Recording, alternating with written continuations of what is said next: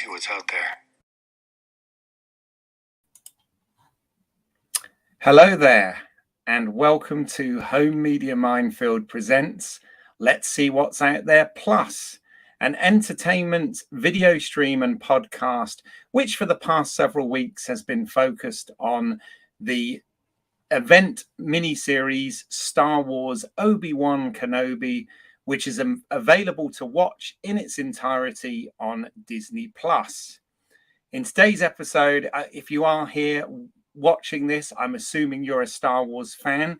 If you are indeed a Star Wars fan, but you have not yet seen Star Wars Obi-Wan Kenobi, then I suggest that you maybe go and watch that first, because we are going to be spoiling this show, talking about it in spoilerific detail. My name's Keith Isles. I am an independent filmmaker and lifelong enthusiast of cinema and television, and Star Wars has indeed been part of that journey for me. And I'm really pleased today to be joined by two guests that were on a previous stream that I did talking about the Star Wars radio dramas. And at the time, they provided loads of information, and I was desperate to get them back at some point to talk more about Star Wars. So they are both professors of sociology. They are also published authors of books on film-related content. So it gives me great pleasure to welcome back to the stream John and Maria Jose Tenuto. Hello, both. Oh, Hello. There we go. Got the frame out. How you doing? Good. How are you? Yes, very well, thank you, and very pleased to have you back on. I'm loving the T-shirt, Marie Jose. I love it. I thought it's perfect for today. Exactly, the original in the vinyl capes. I always remember those original action figures in the vinyl, capes and everything for that. But yeah. But how have you both been since when we last spoke? When you came on, I guess it was well over a year ago now, because it was Star Wars Day last year, and we talked, as I said, about the Star Wars radio dramas. It's actually one of the longest streams we've ever done, I think. It's 3 hours long, but we really did do a deep dive into it, and probably still only scratched the surface to a degree. But at the time, I know that we'd just seen, I think, the second season of The Mandalorian, and The Bad Batch was about to start. And obviously, since then, has been the book of Boba Fett as well. So before we talk specifically about Obi-Wan Kenobi, I was just wondering where you guys were at in terms of, did you enjoy Book of Boba Fett? Where are you sort of at with Star Wars at the moment? Oh, we've seen Bad Batch and loved it. Really love the character of Omega and how she relates to the Bad Batch. And then we've enjoyed Book of Boba Fett, the anime as well. Star Wars Visions was great. Yeah, I think that came out after. Yeah, I've been there. There has been. Really, in our opinion anyway, there's been no missteps. We've really enjoyed all the different variety of shows that they've done. In fact, I think we were surprised at how much we really liked Bad Batch. I mean, I was inclined to like it because I liked Clone Wars, and I thought I would like sort of a show that was tangential to that. But it was amazing how emotionally affecting that Bad Batch was as a show. It was a beautiful show. So yeah, we've been really happy with everything. Thought Book of Boba Fett was, we thought, a great way, and really in many ways sort of the only way to do that character as a standalone character. As his own. He couldn't be the bounty hunter anymore unless you were going to backdate it. If you were going to maybe put it back and set the show back in the time of Empire Strikes Back, then you could do a different type of show. But if you're going to have it be a contemporary of Mandalorian, because even in a film like I think the closest parallel is The Godfather. There's a lot of parallels between The Godfather and Book of Boba Fett. you sort of root for the Godfather, even though he's a criminal. Mm-hmm. And I felt, because they humanized him by giving him a family, motivations you could understand, and so on. And I think that was a wise decision, if you're going to peek behind the helmet, so to speak, to do that by humanizing Boba Fett and really de-villainizing him in a way. Yeah, I like how they took their time with that character too, showing you, being captured by the Tusken Raiders, and then how he wins their trust and how he trains with them. I thought it was a very good journey with that character. Mm-hmm. Yeah, no, absolutely. I mean, there's been a lot of discourse about the show, and I've had people, because I did do a weekly series of that as well, and I had guests on that felt in many respects that this wasn't really the character of Boba Fett, and that sort of thing. But I said to them, I think the issue lies really, as you rightly said, if it had been set back between A New Hope and Empire Strikes Back, for example, we could have got that character that everyone expected. But the thing was, we'd already had a show that sort of did that, called The Mandalorian. And it's kind of, I appreciated that they wanted to try something different. I'm not entirely sure the whole show was successful. That's not to say I didn't like it, but yeah, it was. I think they subverted expectations, which was fine. And when people say that, but I really knew the character of Boba Fett, and I'm thinking, did any of us really know the character of Boba Fett? He was on screen for what, 5 minutes total across the two, certainly the original trilogy film. So did we really know him? Nah, right. Yeah, I know. I thinking about the like with the radio dramas, where at least for a while that was considered canon. I don't know. I don't really know what Disney's position is on it right now, but I would presume it falls under Legends. But there was far more character development within the radio drama of Boba Fett than in any of the films. So I think, I don't think we did know the character. I think we knew the character in our heads from how we played with his action figure when we were kids. Maybe what we read within the books or the comics, which, again, are not, to me, I still consider all the books I read. I don't pretend they disappeared, but I don't need to line up all these things. I'm more from the era of the 60s and 70s when I grew up. I mean, you would read a Superman comic one month, and the next month the Superman comic contradicted the month before. You didn't care. We weren't continuity minded. There wasn't this Marvel universe concept, that pervades all entertainment today. And so, episodes of TV shows contradicted one another, one right after each other. So I don't like to decanonize any of those books, because if they were meaningful to you, they were meaningful. They were meaningful. Yes. And they found little ways to bring them back or whatever. But really, we never. If you're gonna go with strictly what's on the screen, we never really knew that character at all. No. So. But also in the show, they give, as Mary Jo said, they give you he goes through a conversio, right? He dies and is reborn. And in that death and rebirth is a resurrection of a new person. So that experience and his time with the Tuskens transforms him. So, he is a different person, yes, because he has had a life-altering set of experiences. I think people might not like that, but I think that was I don't know how else you could do that unless you set the show back in the past. Yeah.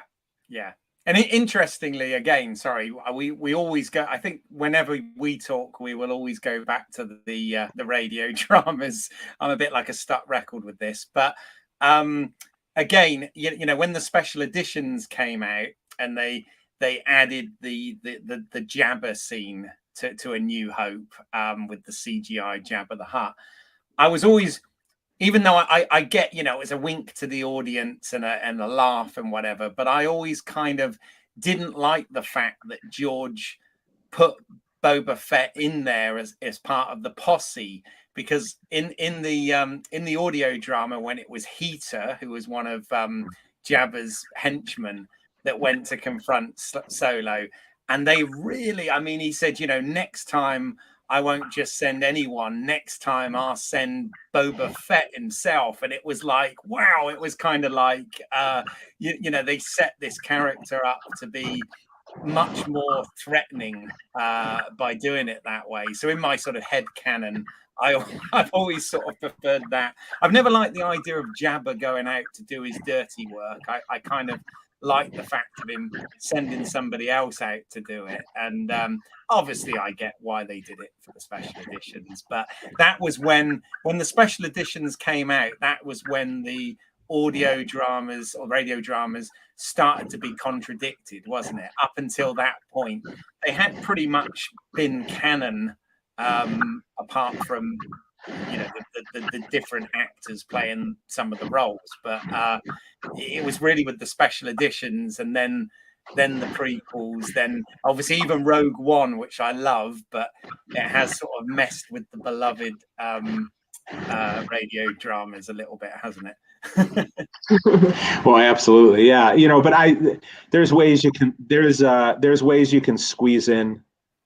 You can still squeeze the radio drama in there. Yes. If you try real hard, and sometimes you have to put a square peg into a round hole. But there's still a lot of it that would work well and flow well, into, including some of the Boba Fett scenes, like in Return of the Jedi. I love the exchange between Han and Boba Fett in there, including Han's threat that he's going to tear off Boba Fett's head, which I always thought after the prequels would mean that was quite a barb to make. If Han knew Boba's history, which he probably did, that was quite an insult to make. Even though at the time, obviously Brian Daley did not know that Django would meet that end. Yes, one of those happy accidents. But and what is it? It was still Billy D. Williams was actually it wouldn't have been for Jedi, but Lando's what is it? See this face? It's going to be the last thing you ever see, right? That was his threat to Boba Fett, and well, still not, but we'll see. Anyway, sorry, I've already got us onto the radio dramas. I knew this would happen, but onto Obi-Wan Kenobi, which is hopefully why people have tuned in for this. So just a little warning out there again, we are going to talk about this and spoil it as much as one can spoil what essentially is a prequel where we know what's going to happen eventually anyway, right? But so that being the case, what were your thoughts generally at this stage on Obi-Wan Kenobi? Did it work for you guys? Oh, definitely. And I think the radio drama is a great segue, because just as the radio drama explored all the little pockets, the little corners that we didn't see in 4, 5, and 6, we get to expand those in the radio drama. What Obi-Wan Kenobi did is, similar to the radio drama between Revenge of the Sith and A New Hope. It's giving us those little pockets and making those connections and setting up for A New Hope. So we get to see Obi-Wan's journey. So I think the radio drama is a great segue. Well, absolutely. And also, again, just the way my brain works. But when I was watching Obi-Wan Kenobi, again, there's a lot of discourse out there about this show. Some people love it. Some people think it's the most pointless thing ever. Some people hate it. But a lot of people's criticism is, well, Obi-Wan Kenobi was supposed to be for that 20 years on Tatooine, overlooking Luke and, protecting from afar. You know, why the hell did he go off world? You know, even for Leia, you know, all this sort of thing. But interestingly, there's a line in the radio drama which, again, so works if you look at it in this context, where they stop to take a look at Beggar's Canyon. You know, that whole "you will never find a more wretched hive of scum and villainy" and all of this. But it's obviously, like most of the scenes are, is expanded to that in the film. And he goes on about the type of characters you can find in Mos Eisley. And Luke says, "Wow, it sounds like you've done this thing before." And Ben's line was, "Well, when I was a Jedi Knight and thereafter, I had a great many dealings and adventures, my young friend." So there you go. He's already saying that even after he was a Jedi Knight, you know, in his time, he still had these dealings and these adventures. So to me, it sort of still works and still makes sense. and I think it's very important for those with that criticism to at least reflect on the fact that when we meet Luke in episode 4, Luke is not a Jedi. Luke has no ability, you know, force ability that's apparent anyway. I mean, that he understands. And Obi-Wan is still willing to go off planet. So, I mean, he's willing in episode 4 to go off planet and to leave Luke by himself in an unprotected state. I mean, Luke is very close to perhaps when the maybe Yoda and Bail and Obi-Wan had sort of planned to kind of confront him about his real destiny. But he wasn't there yet, obviously. If Owen and Beru hadn't been killed, if they had taken a different path instead of the one that led them to the Jawa path, and to see the dead Jawas, that gives Luke the idea to go back home. Luke would have driven Ben to Mos Eisley, and Ben would have went off on the adventure by himself. There you go. And so Ben was willing to leave. And what we see here is, I think they spent an appropriate amount of time showing the reticence that Ben had, him not wanting to leave, him refusing his friend Bail initially, and really only coming to the idea that he should leave when he does. You know, for me, two of the things that I enjoy most about Obi-Wan is, one, the rhyming scheme that is very much has that George Lucas. There are parallels there, right, with the other films, and also the Joseph Campbell, which I guess we can get into, the sort of mythological, archetypal design of that the writers used, which I thought was brilliant. But you know, Ben rejects Nari. Nari is the Jedi who comes to him in the first episode. Mm-hmm. Who's on the run, you know, presumably the one that they're looking for, the Inquisitors are looking for. And he comes to Ben, and Ben refuses to help him. And it's entirely possible that may be the first refusal of help that you see, although you see Ben also refusing to help the guy who gets cheated at work with pay, right? I mean, you see Ben knows what the Grand Inquisitor knows, which is Jedis reveal themselves by helping. Mm-hmm.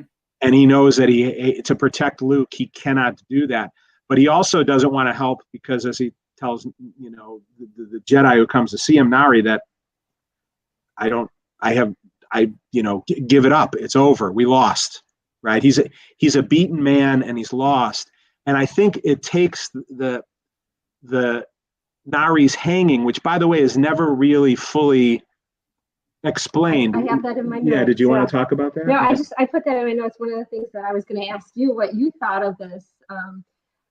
So we see him hanging. Did he hang himself? Was he hung by the Inquisitors? Was he hung by the people in the town who were like, we don't want to be harassed by the Inquisitors?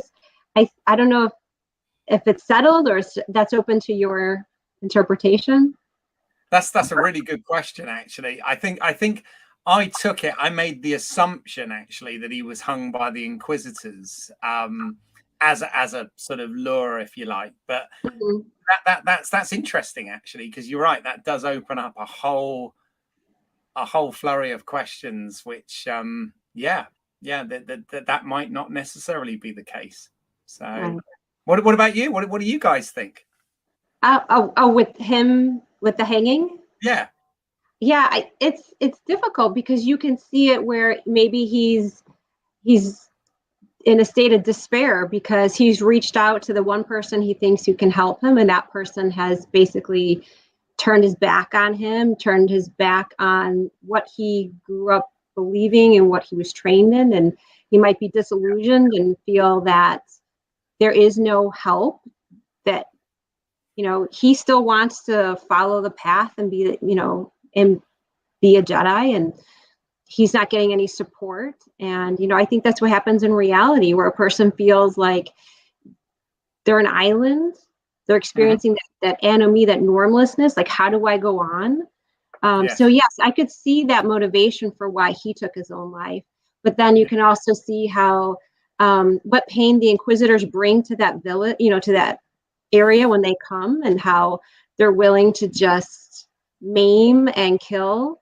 And so maybe the people, wanted him gone so that the Inquisitors don't bother them anymore. Or maybe it was the Inquisitors who found him out. So I don't have a definitive. You can make an argument for either of those. Yeah, and I think the important thing too is if it was him taking his own life, even more so, I think, to this point, but regardless of how it occurred, Obi-Wan, it's that for Obi-Wan, that's a moment when he begins to realize that he may need to help, that he has an obligation to help, and that and then of course you get the personal plea, from Bail, not just holographic, but that Bail comes and Bail takes a risk, right, by coming there himself in a way. So this could be seen as like a failure on the part of Obi-Wan to intervene, and he doesn't want another failure. He doesn't want, you could say, like, doesn't want blood on his especially Leia's, right? Especially Leia's, if he doesn't help. And so because he offers these alternatives. Why don't you get a bounty hunter? Why don't you get somebody, why don't you get someone else? Like, you send one of your guards or whatever. And, Bail is like, there's nobody who understands her importance, right? That who she really is. Yes. And so, I think they did not treat that. I could, people may or may not be happy with the decisions that they made, but I don't think in any way, shape, or form were any of these decisions, the decision to include Vader and so on, ever done lightly. So I know the original script kind of keeps him on. My understanding is the original conception of it when it was a movie was that he was basically just on Tatooine, and it was him saving Luke from a series of consequential situations.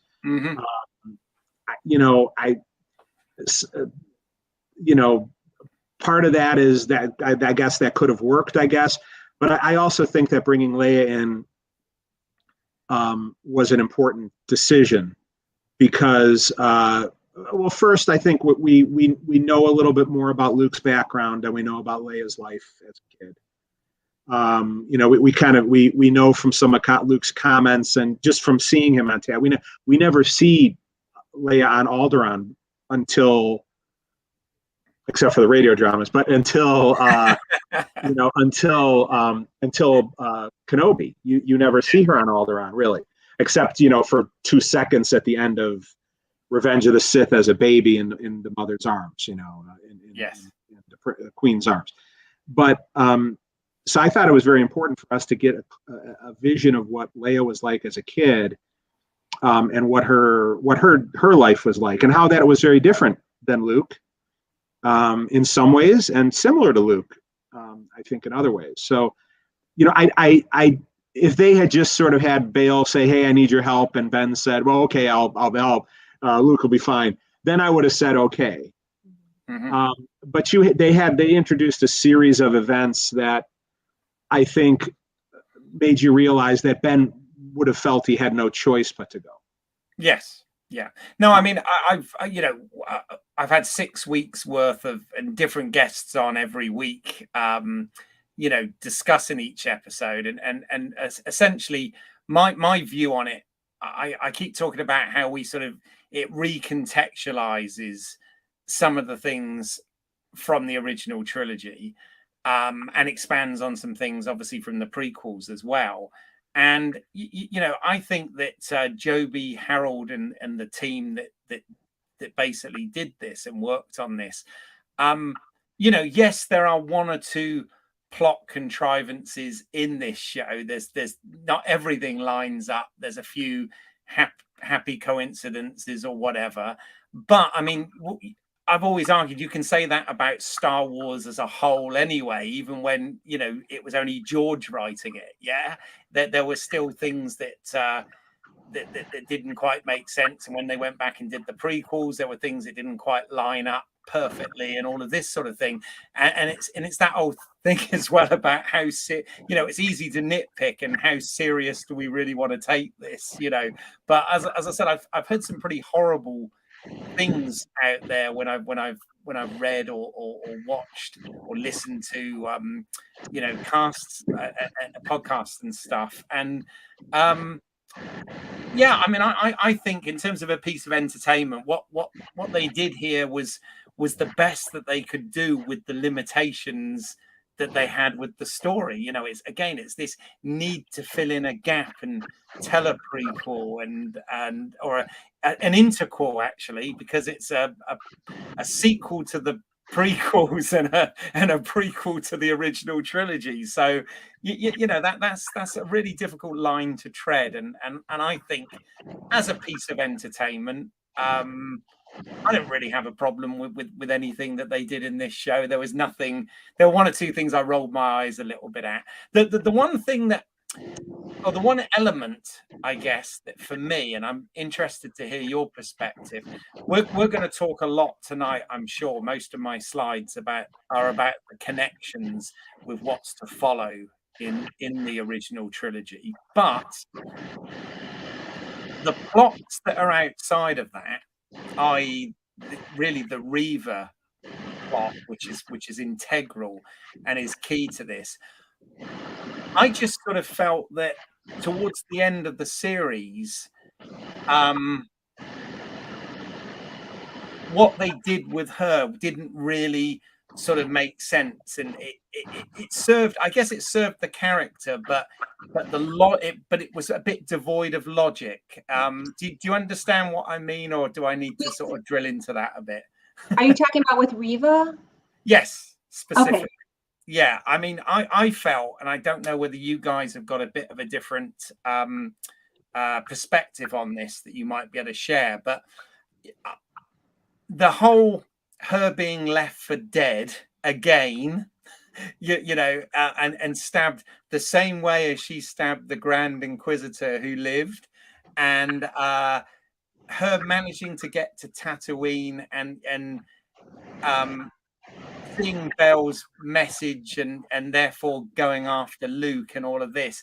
I just felt that felt a bit untidy. I almost feel like there had been some sort of rewriting or something done there, because that part seemed more jarring to me than the bits that are supposed to connect with the mythology, if that makes sense. And I don't know whether and this is not to say I really like the character of Reva. I think is a great character, and I think Moses Ingram did a fantastic job when they gave her more to do. Like, Yeah.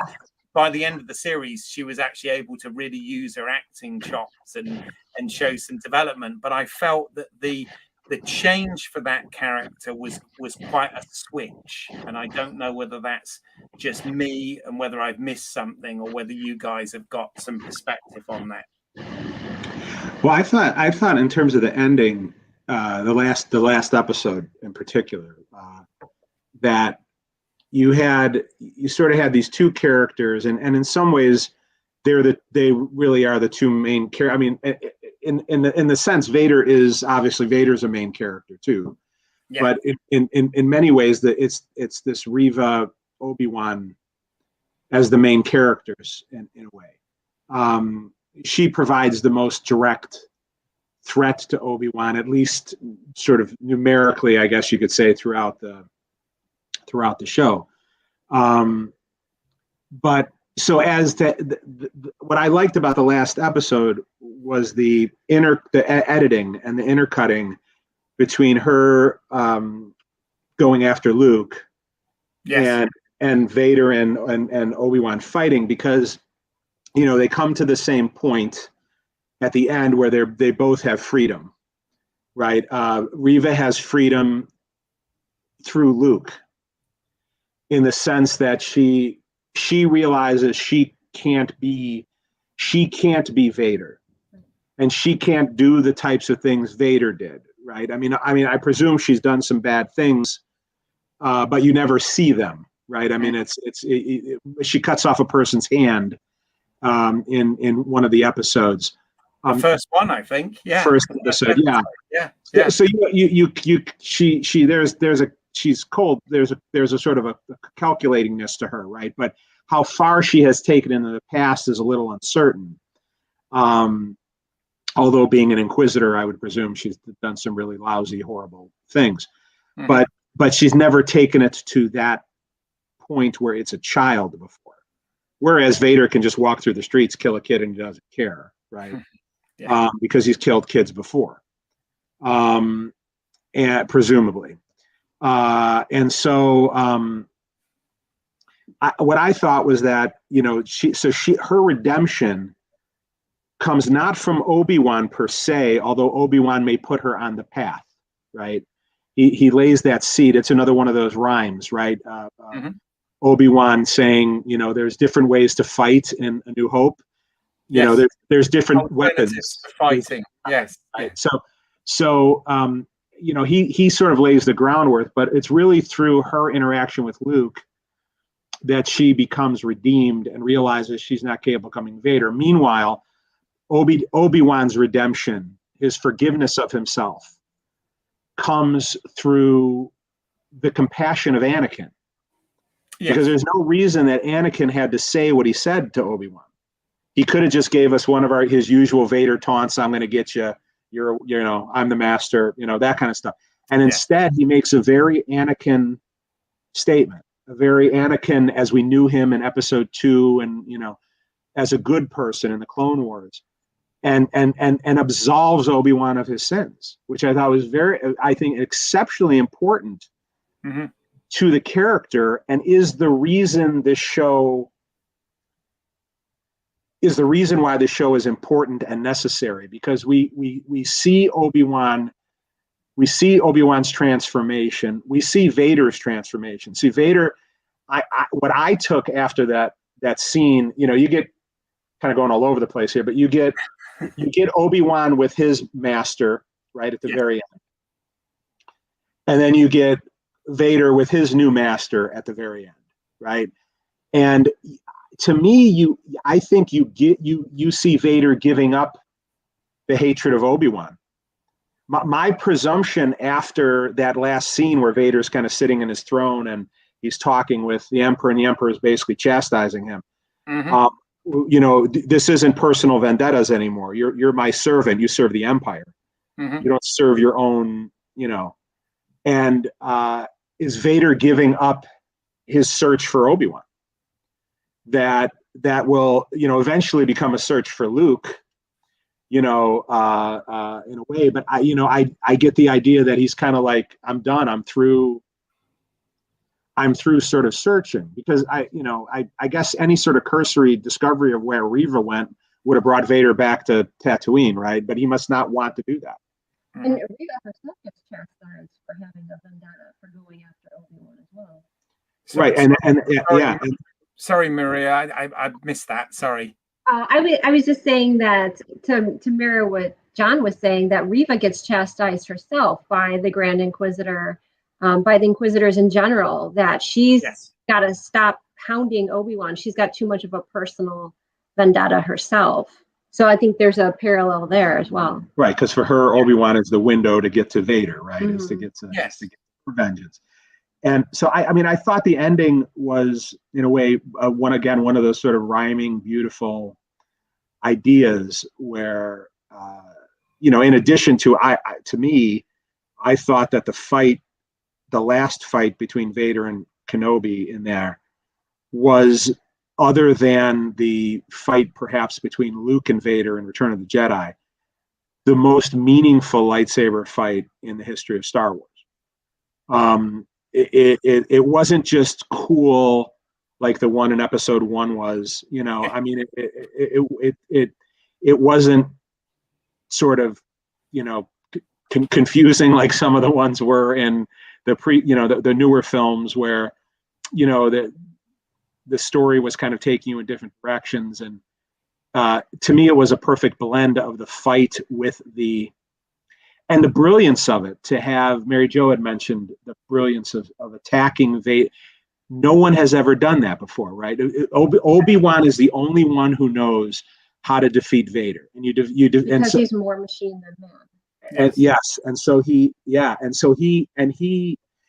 has two ways of defeating him. He attacks the tech, which is brilliant, right? Mm-hmm. You attack the tech, right, and that, which no one ever does. Yeah.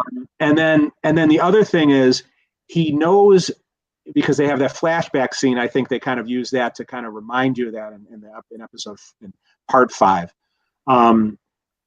But Vader, Anakin, as a person, Anakin can play a long game strategically, but usually not. Anakin is a very much like, get it done, shut up and get it done kind of guy, right? He's not doing like political maneuvering. Mm-hmm. He can, I think you saw it in books like Shadows of the Empire. He can do political maneuvering. And I think you see that a little bit with Reva, right? He obviously knew who Reva was. Yes. Maybe knew what her game was, Vader. So he's capable of it, but he is just sort of a brute. Yes. And so he reacts in a brutish way and in an unthinking way. And you see that in the fight between Anakin and Obi-Wan in the past, right? And he's trying to warn his student, you let your anger get ahead of you. You let your desire to win denies you this. And so the way he defeats Vader by having the second ship, in Episode 5, which I just think was just so wonderful. Oh yeah, it was good.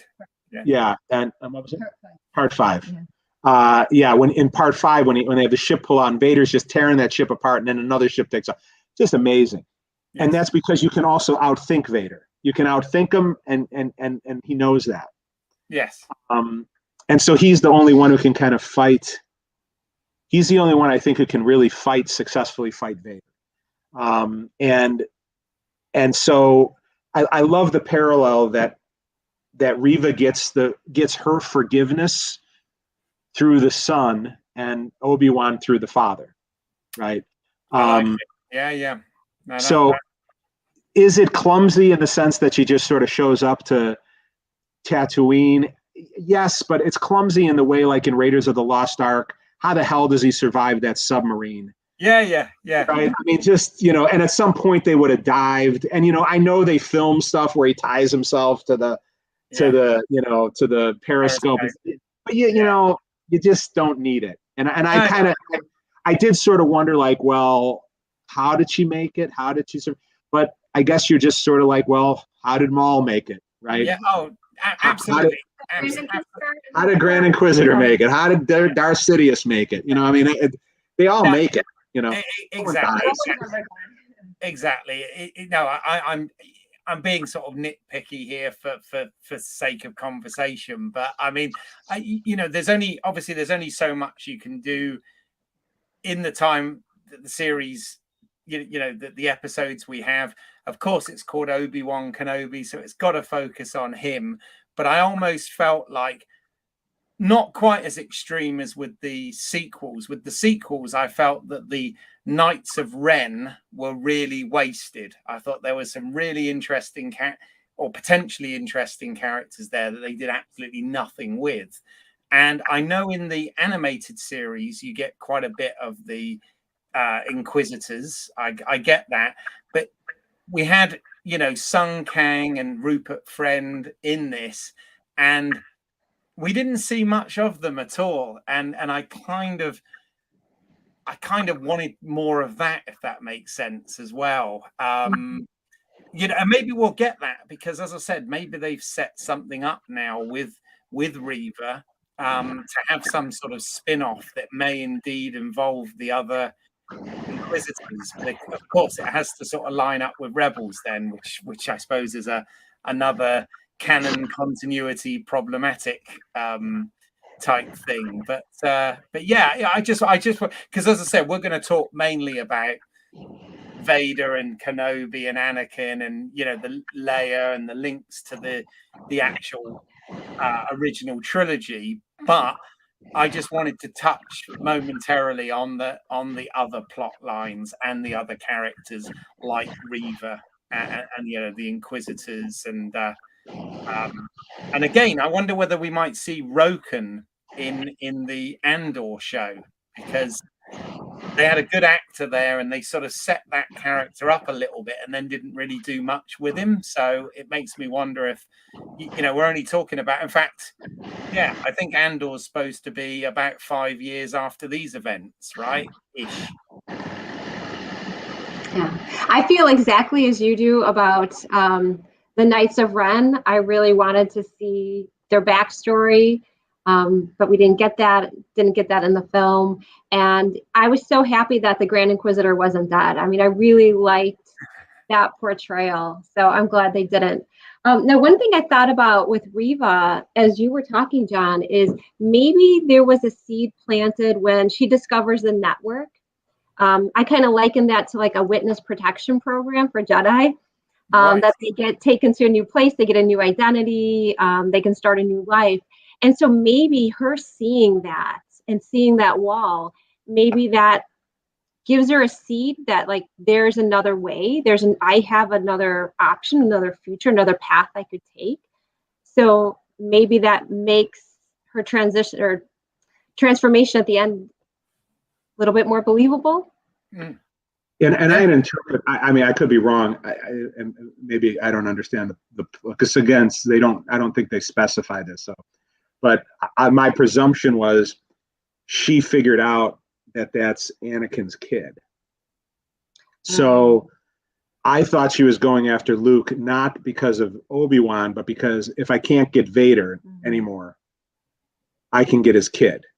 That's another way. Because I don't know how much, I mean, maybe she repaired that message. I don't know. And yeah. she put, there's been a lot of criticism I've heard about the actual message itself, in the fact that Bail Organa gives a hell of a lot away in that message. I'm assuming he thought it was encrypted or whatever, right? But again, that's nitpicky. Obi-Wan should hit that delete button on the exactly. On a little device. You know, once he watched it, you don't really need to see it again. You know, it should be like in the spy movies. It self-destructs. and then what you had mentioned too with Roken, I thought too, they did a lot of character development with Haja, who I love. His last name is Estrie, which is one letter off of Elstree Studios, right? Which I don't know if that was. I presume that was intended. Yeah. But you know, going back to that Joseph Campbell idea, you know, you have the reluctance of the hero Obi-Wan to go on the mission. That's part of and also a rhyme, because Luke is reluctant to go on his mission, right? Han is reluctant to go on his. I mean, the heroes are always reluctant, and but I liked the sort of the rhyming too that they had with Haja's character, in the sense that he. You know, he's I mean, not rhyming, the Campbell side of it, because he's like the trickster character, right? And the trickster character is always the character who everybody else dismisses, yet the hero knows that frog on the side of the road, if you kiss it, that frog is really the prince, right? And so you have that in Empire with Yoda, who's the trickster, but Luke is a little too young and naive to realize that Yoda has the power, right? Till it's revealed to him. Padme, however, knows that Jar Jar, who's this, everyone else dismisses as a joke, is the character who gives her the army that she needs, right? He leads her to the army that she needs to defeat because she has no army herself, right? Yes. And so here's an army, and that's brought to her by and Qui-Gon too, right? Qui-Gon knows something's up with this character. Yes. And I thought Obi-Wan had that too. Obi-Wan knew that this guy was more than what he appeared to be, that he could be more than he appeared to be, which is witnessed by several times him trusting Leia's fate to him, right? And yeah, I mean, he's part of the path, but he was a con man part of the path, right? He was taking money from people to get people, I mean, he was making bank on it. Now you don't know how much he believed in it. But that line that he says is interesting. But but they are going to safety, right? So I mean, I may as well make a little bit of money on the deal. But I really liked that character, and I thought, now here's a really good actor too, pretty famous. All that's big. I mean, it's big enough, but that might also be a seed, planted for maybe a future show or an appearance. He's one of those lucky actors. I always get envious of these actors that get to be in 2 franchises. So he's in Marvel and Star Wars now. It's like, come on, he just needs Star Trek now to get the trilogy, the Holy Trinity, as it were. But to your point, Mary Jo, the other thing I think that you said there that was interesting as well about the whole witness protection program for the Jedis and whatever, again, kind of feeds into a line in the radio drama when Luke asks if there are any other Jedi, and Obi-Wan says, we're not all alone in the universe, you and I, but we can't rely on help of others of our kind. Well, of course, he's talking about Yoda in that, but you could think that you could recontextualize that to think, well, he's talking about all the other lost Jedi that aren't dead, that haven't been executed by the Inquisitors and are out there, having given up their lightsabers and not practicing the Force anymore. And I think that's quite an intriguing. Again, that could be no doubt an offshoot series at some point. So, but that's cool. And I think too, a series that could be metaphorical to things like the Underground Railroad, or to real serious things, right? They could use that idea of the path to make a commentary about times in history when sometimes people of the same party affiliation, whatever it happens to be, who is the ones doing the oppressing, that there are people from that group that know it's wrong, and who are willing to help try to find a way to help others escape. That could be a really interesting Star Wars way of talking about something really, I think, very important. Well, yeah, absolutely. Star Wars way of being sort of semi-educational, maybe. Sure. If as there's always this big argument that is Star Wars just aimed for kids.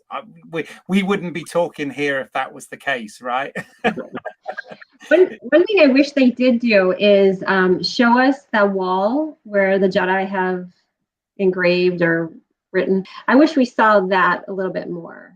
I wanted to recognize more names. Yeah, maybe they didn't want us to know, but I would have loved to seen some names that some Jedi we know on there. It would be a great way of saying, like, hint, they're still alive. No, absolutely. I mean, there are some YouTube channels. There's a huge one called New Rock Stars, and they actually translate all the Arabic into English. And apparently, I've seen videos since where they break that down, and there are some of the names of the Jedi that they've got on that war actually linked to things from the old expanded universe that are now legends. Okay. So it's kind of like they've dipped into that pot a little bit, and in that stuff that Disney said, nah, none of that matters. You know, they've actually taken sort of nuggets from and placed it in there. So yeah, there are ways that people have literally sort of freeze framed and blown it up and then translated the alphabet and all of this sort of thing. So it's kind of crazy. By the way, on the something I've gone, this is slightly off topic, but it's just made me think of it. Something about the Arabish language and, you know, that they, or the alphabet that they have for Star Wars. And one of the changes I liked in the special editions where they replaced the word power with the glyphs, yeah, on the tractor beam and stuff. But the letters X and Y must be the same as in English, right? Otherwise, you wouldn't have X and Y wing fighters, right? Yeah. A wings, right? B wings. A wings, yeah, exactly. It's kind of like, I think they may have designed those before they came up with that somehow. But well, you know, it's funny because speaking of the like expanded, extended legacy canon, non-canon universes, I thought two of the things I liked about the show. So, you know, we've always joked that Obi-Wan has a brother. I'm sure every fan has done this. It's a bad joke, so I hope no one ate lunch recently.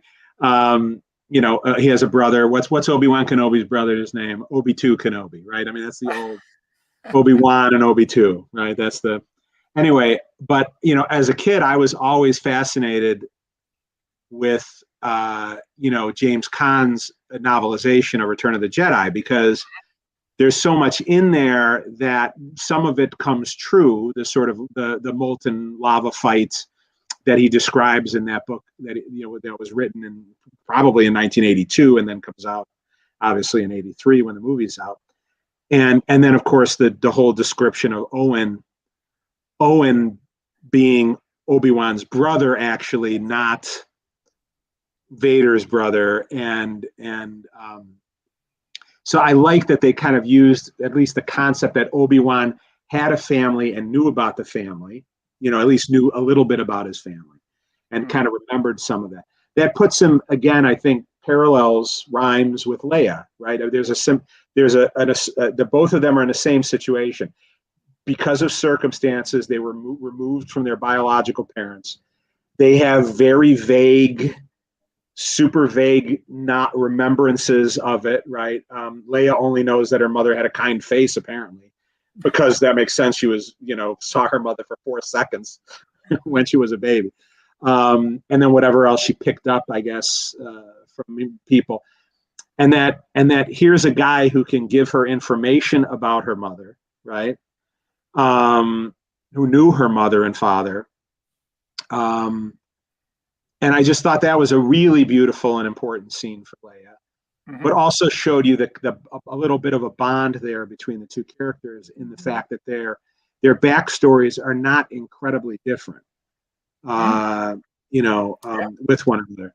And then the other thing that I thought was interesting too is, so back in the 70s, right in the summer that Star Wars came out, Lucas did a series of interviews that are really, you can only get these internal to Lucasfilm, and they're in a few external collections, but they've never been published as far as I know. They are. That's Lucasfilm calling us now, saying not to talk about this. No, I'm just kidding. Sorry about that, everybody. But that's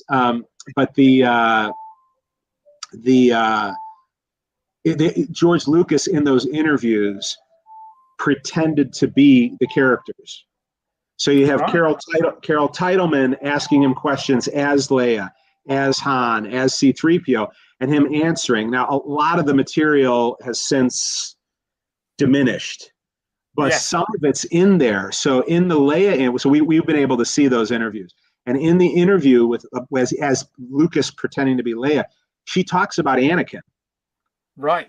And well, George talks about Anakin as Leia and names Anakin as Anakin, spelled differently, you know, but so that name was there, you know, obviously we know from Anakin Star Killer and stuff from that, the early thing, but the perception of Vader's of Luke's father being named Anakin was there.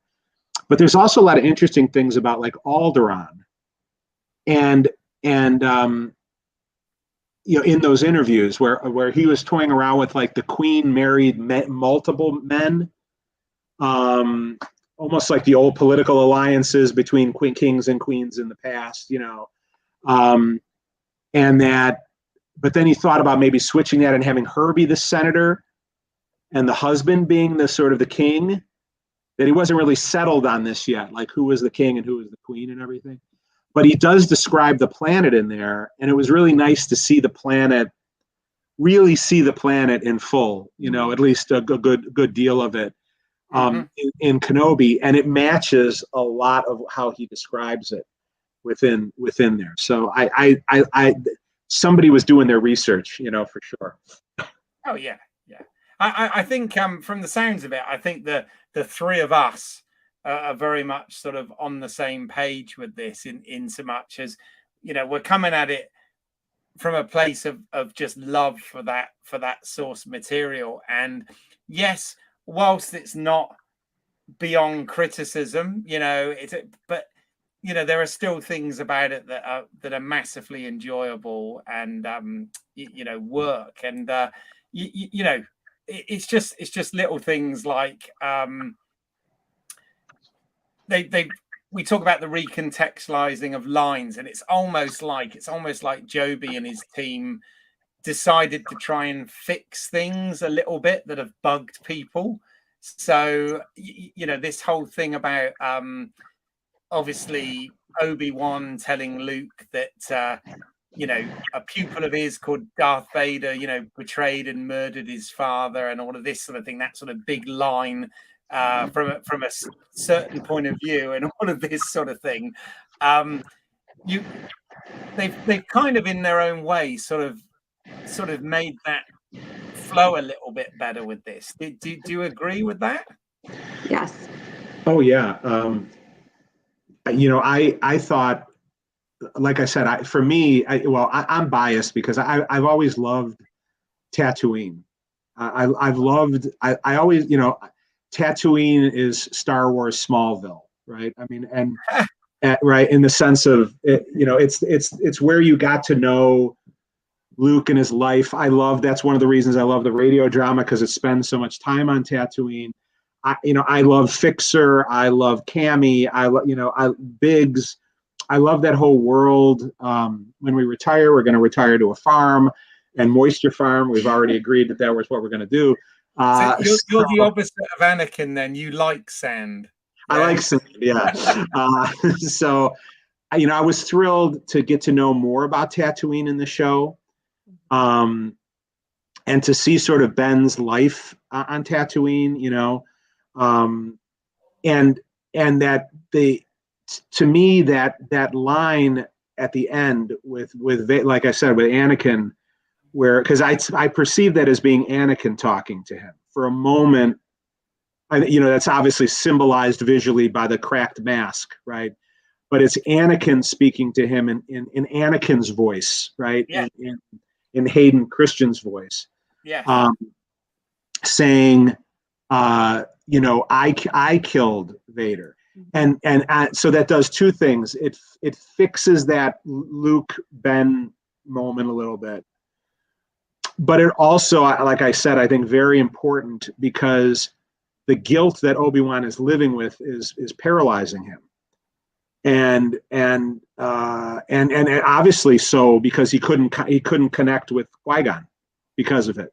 It was his guilt and his anger and his sadness was blocking his connection fully to the Force, and it took that in essence that absolution by Anakin, that forgiveness by Anakin in a way, because in some ways what Obi-Wan did at the end was very, he left Anakin to what? To die? I mean, presumably to die. I would presume we know from this he thought Anakin was dead.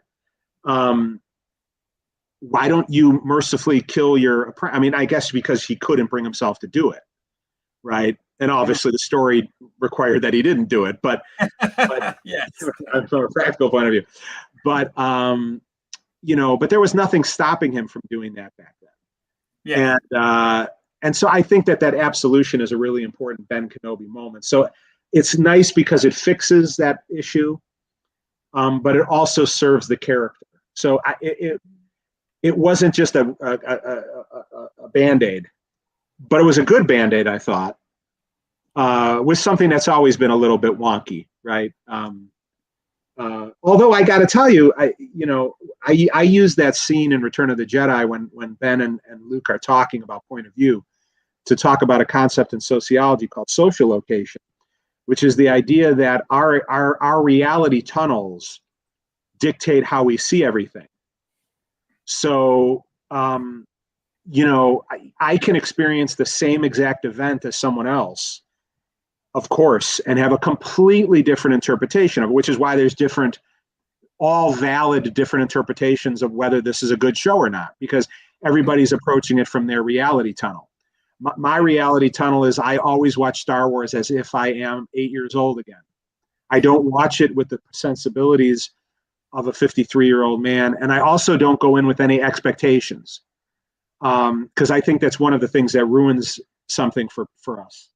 Is when we love something so much, we go in with certain expectations. And when they're not delivered, we become upset with that. When they don't use our favorite theme song, or they don't have a character say a line that we want, or they're not wearing the costume. These things, if we have that expectation, they kind of color our perception of it and can make us not like it. And I've done that before. I went into the new Battlestar Galactica show with expectations that it was going to be like the original, which I love. Yeah. And it colored my interpretation of it. And in many ways, the new Battlestar Galactica is much better scripted, obviously better effects, more complex story, treats a literal I should say a figurative Holocaust as something you don't get over in 15 minutes like they did in the original show. Yeah. Yeah, oh God, we're so on the same page. You've no idea what a massive fan I am of both classic and reimagined. So yes. but I went into that with so many, so like, what do you mean Cylons are human? What do you mean they look like humans? And what do you, and so it initially made it difficult for me to warm up to that show. I think that happened with a lot of people with Star Trek: The Next Generation when it came out. It's not Spock. Where's the the Kirk character? Why is the captain older? Why doesn't the captain go on away missions? Definitely. How come there's a Klingon on the bridge? And I think that, so for my reality tunnel is to always approach these Star Wars shows sort of that way. So I think Ben has a valid point that every fact that there's fact in the sense that if I jumped off the roof of my house, I'm going to injure myself badly, and I might, kill myself. That's a fact. There's facts for sure, but how we interpret them and how we act on them, and whether we perceive them as facts are based on our point of view. And so it's a little bit of a wonky fix, I think, for George when he wrote that. Or when Lawrence Kasdan wrote that, but it's okay. I think it works. Yeah. Is that the same for you, Mary Jo? Yeah, I try not to read the little synopsis before a show. So, for example, if I see something and it says, "Oh, funny episode" or comedy or something, then I'm constantly waiting for it to be funny, and if it's not, then I feel like it failed to deliver. So I'd rather just go in with no expectations and enjoy it for what it is. Yeah. I mean, absolutely. And I say to all the purists, if you like, let's be honest, these scenes here from Return of the Jedi, right? They were clunky even then, with only 2 films to follow, right? Because you had this sort of you know, it's a bit creepy under the microscope now, but you know, the whole Luke Leia attraction, which they were definitely playing with in the first two films, that sort of love triangle with Han, Luke, and Leia, yeah.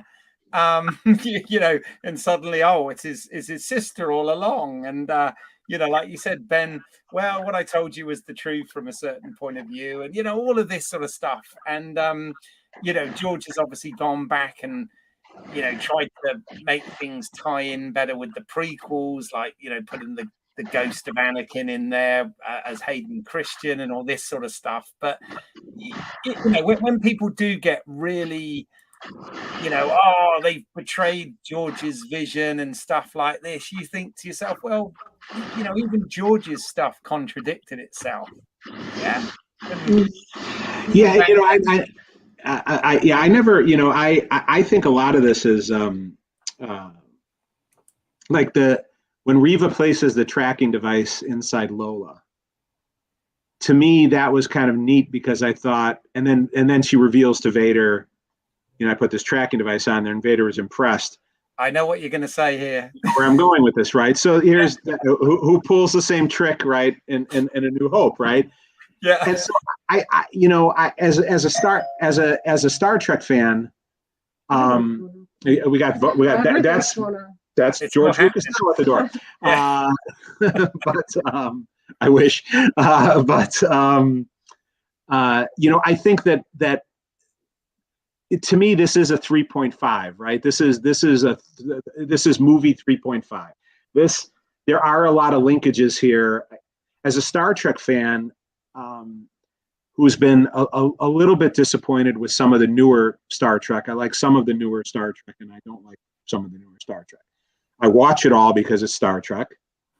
I don't hate it by any stretch of imagination, but I get disappointed time to time. I think there's, you know, I think Discovery, for example, has the bones of a very good show, but it should move away from arc-based storytelling, where the universe is always going to explode, and give us more episodic episodes where we can really get to know these characters, and they can have multiple kinds of adventures under multiple circumstances. I just don't think Star Trek works as a arc-based format. I think it works episodic because that is its design. You can do, you know, character follow-throughs and stuff like that. Sure, Deep Space Nine did that. You can certainly have consequences and everything, keep it consistent. But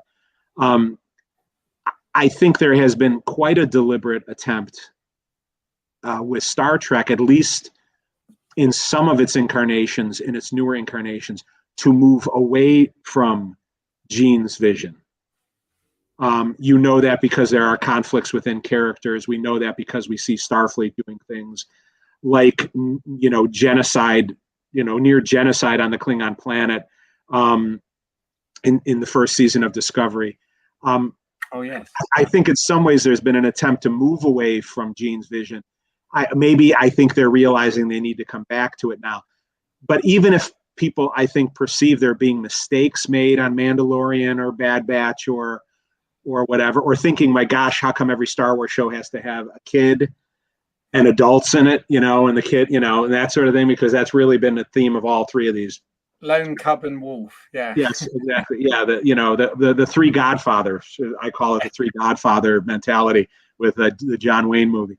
But I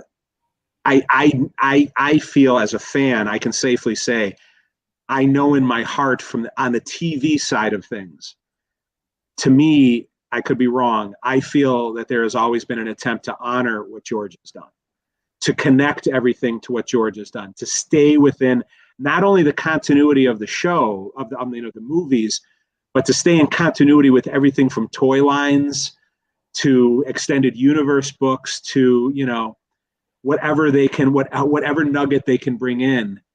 And some people might call that fan service, but I never like that word. I don't know what that means. If it's part of the story and you can, you know, when Ben says hello there, is that fan service to Luke? Maybe it is, but it was absolutely beautiful, because you don't really want to see that moment in a way, You don't really want to see their interaction. You want their first interaction that you witness to be the one that you see in A New Hope. But it was a way to let us know why Luke does know this person. And like with the slides that you're showing there's Anakin as a boy, really, isn't it? I mean, that's Luke is having the same dreams as the father lived. Maybe Luke isn't in any podcasting,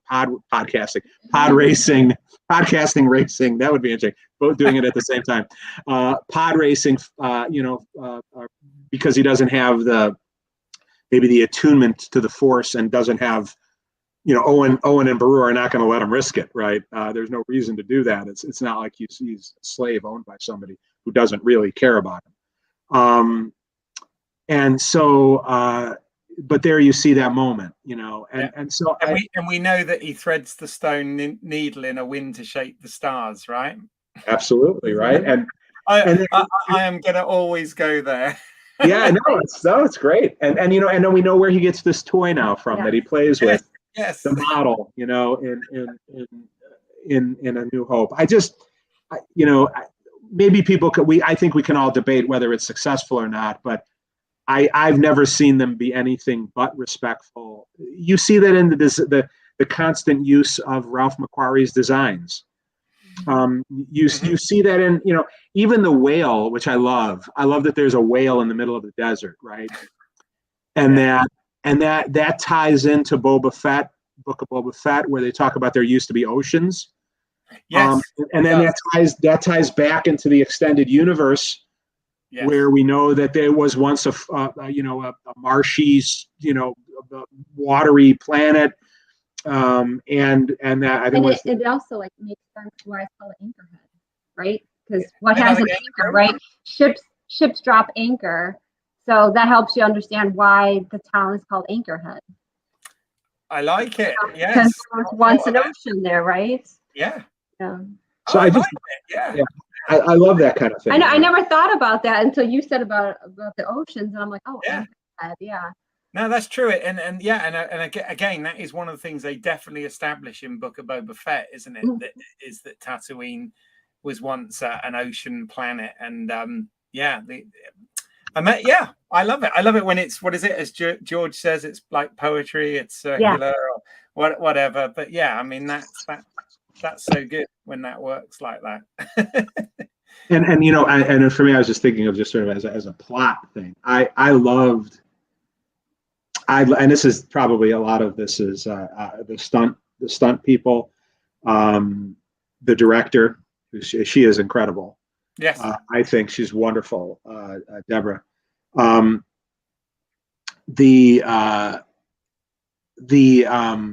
tunnel scene. To me, I always remember. Forgive me, I'll do a little bit of story about my father. But I remember seeing when my father and I saw Indiana Jones and the Last Crusade in the theaters. Yeah, him talking afterwards about.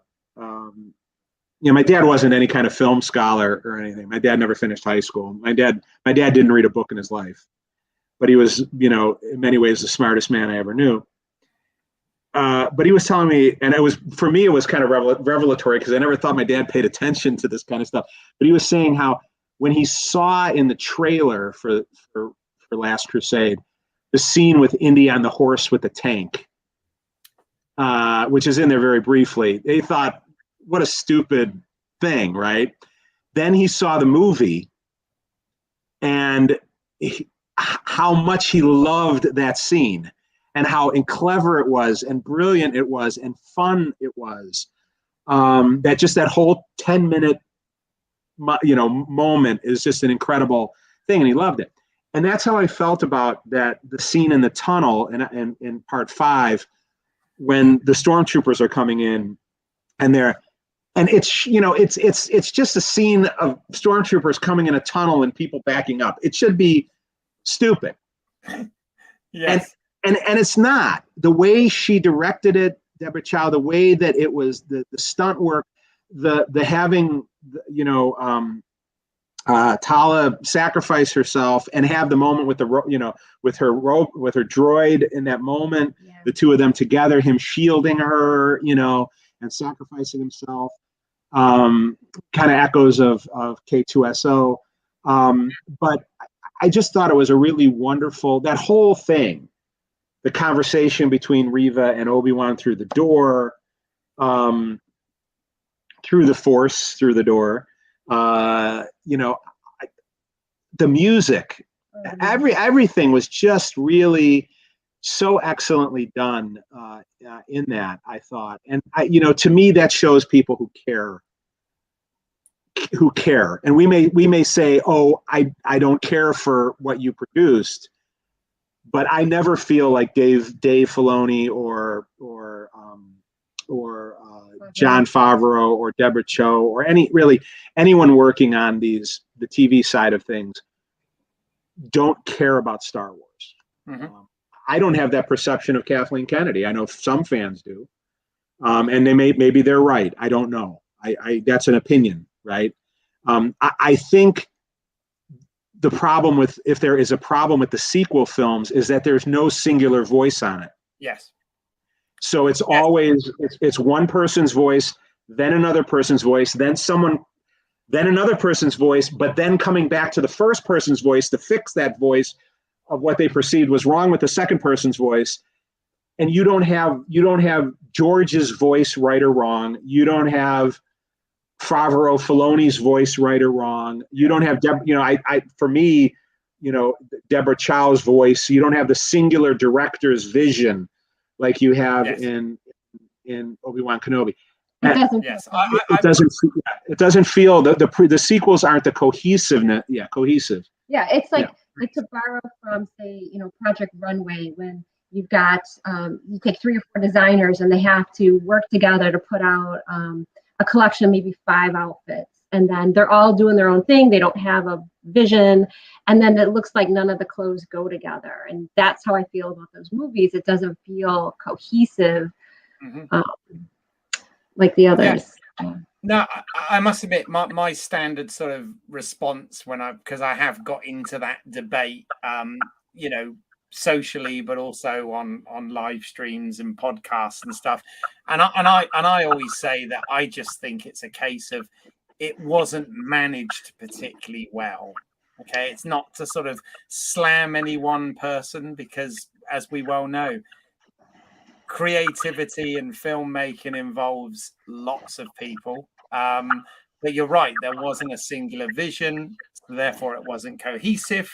And, the way it was managed, if you like, power was given to certain individuals to do what they wanted without it lining up with other voices or things that had happened before. And then, of course, on a couple of films as well, we get 75% of the film done, and then somebody else coming in to complete it or change it completely, and all of this. And as we all know, that it doesn't work when that sort of thing is done. And I think the reason that Marvel have had the success is largely because there's so many creatives there, but Kevin Feige has the final say, right? He's steering that ship, and mm-hmm.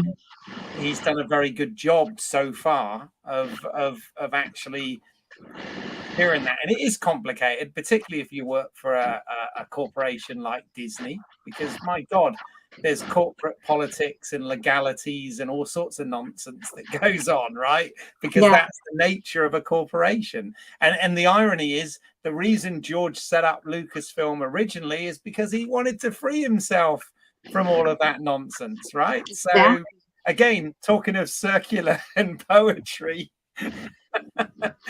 it's happened in real life too. Absolutely. And I absolutely loved Rogue One, and that was also under Kathleen Kennedy's tutelage, right? And so I always go back to I call it the Charles Schultz factor, which is, Charles Schultz is the only one who wrote the Peanut strips. Every word in every Peanut strips ever made was from him. And that's why they are, and I think that I could be wrong, but I believe that's the most in the English language, that's the longest run where the same author consistently writes the same thing, 50 years. Wow. I love that we got Peanuts into this. Incredible. Yeah. At some point, it'll all be one corporation anyway, owning all of it anyway. So it'll all be under the same. It'll all be one streaming service. But it was his vision, right? Right or wrong, good or bad. That's what art is. It's the vision of the person. I think if you make a trilogy, or if you make a single film, that's different. Then you bring in a single director or a single writer with a single vision, right? But when you're doing a trilogy or any sequential thing, it's always better to have a single voice, in the sense of sort of setting the overarching storyline. And so, right, at least one person should know where those characters are going. Like, what's the end point?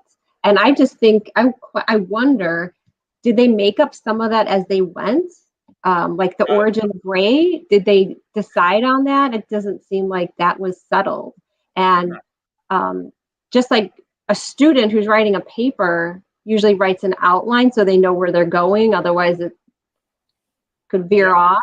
I'm just shocked with when somebody's got that much money and is making that big of a project. That was there an outline? I know. I have to say, I mean, we'll get back to Kenobi in a moment. Yeah. On the subject of the, the very controversial topics of the sequels, which, let's be honest, they take place, a good 30 years beyond where we're at with Mandalorian or whatever. But I always think that, I remember when I saw The Force Awakens for the first time, I absolutely loved it. Because there were so many things that, like with the original trilogy, that I had questions about. Okay, but where is the original trilogy? Even though, as we've said, hokey in places, Return of the Jedi, there's a few loose ends that kind of get tied up, but not marvelously, even in the prequel trilogy as well. Revenge of the Sith, which I love. I know lots of people don't like it, but I actually really enjoy Revenge of the Sith. But again, there are a few ends that don't quite tie up. But we ended up with so many loose ends at the end of Rise of Skywalker that it was just like, well, what about Luke's lightsaber? What about, that was all set up. I didn't get an answer for that. I don't care. I don't want to see Chewie get a medal. I want to know how Maz Kanata got Luke's lightsaber. That's what I want to know. The Knights of Ren, as we've already said, I want to know more about them. And Snoke. I feel like we didn't get much of Snoke's backstory either. Yeah. I thought that wasn't resolved well. And I don't think films are successful when the answer is read the book. Oh, I hate that. I shouldn't have to read a book. It should be within this thing. The book can enhance my appreciation for it, but an answer to a question, a big plot question, should not come in the book. It should come in the story. It's just like the radio dramas. I'm always going to go here. Enhance the Star Wars trilogy by adding scenes and showing scenes from a different perspective and extending scenes and all of that sort of thing adds to it. But if you don't listen to it, and haven't seen it, those films still work, right? It's kind of like, and it should be the same, like you said, with the books. It's all very well saying, well, to find out how the Emperor's still alive, you need to read, a dozen novels and a comic strip and all of this sort of thing. And it's like, well, that's a bit crap, isn't it? It's kind of like out. Yeah, and unless they're building to that, I don't know if they're building to that in Mandalorian, if that's what's going on here, maybe. Who knows? But that's still a long game, right? I mean, you should still be satisfied within the film, because they didn't know they were doing the Mandalorian. Did they know that when they made that film that they were going to make the Mandalorian and it was going to be part of it? I mean, probably not. I wouldn't think so. So. And on that takes us quite nicely, actually. So back to Obi-Wan. So Kathleen Kennedy, that sort of artwork there at the top. Kathleen Kennedy said that this was going to be the rematch of the century. Again, I've heard a lot of people say it was all a bit dull. I didn't actually feel that. I quite enjoyed it. And also, one of the things it fixed for me, again, retroactively fixed, is, of course, when New Hope was made, or Star Wars was made in 1977, the character was Darth Vader, right? Anakin Skywalker, even if it had been scribbled in Lucas's journals or whatever. But at that point, Anakin Skywalker, that name wasn't existent. We just knew that Luke had a father, but no things. And of course, the first thing Obi-Wan says is only a master of evil, Darth, right? Like that was it. So again, I really like the fact that the last thing Kenobi says in Obi-Wan Kenobi to Anakin is goodbye, Darth. And so that's fixed. The only bit that still doesn't quite work is Vader says, "When I left you, I was but the learner. Now I am the master." The learner-master thing sort of works, but he didn't leave him. Obi-Wan left him. So it was when you left me. I was, but I'm nitpicking. No, I liked. I was speaking with a friend, sort of in the middle of this show. I think certainly after the episode where you have the first Kenobi Vader fight, and them sort of talking about them being underwhelmed by it. Well, I thought, it's the same reason that in Phantom Menace, that first Qui-Gon Darth Maul fight is more stylistic. It's more, it's like a visual poem. It's not really a fight. It's colors and flowing capes and music and things like that, because you have to save the big fight for the end, right? And which I again, I'm partially because of what I grew up with. I'm not. I don't need to have 18 different climaxes in a film, and I think there's a tendency in modern cinema, especially with blockbuster films, you have to give people you watch a James Bond film, maybe not so much the brand new ones, but when you were talking more like in the late 90s, that type of era, you had to have like 4 and 5 endings, yes. 4 and 5 big action scenes at the end, and it's like, no, if you watch the early James Bond films, which are great, there was one big action scene at the end, and the same thing with Star Wars, right? You certainly have action within the film, many vignettes of action within it, because it's a sort of a Saturday morning movie serial kind of thing with, almost like you're waiting for a cliffhanger to happen. But there's one big space battle, right? For a Star Wars film, there's a smaller space battle and a couple of smaller little space moments. You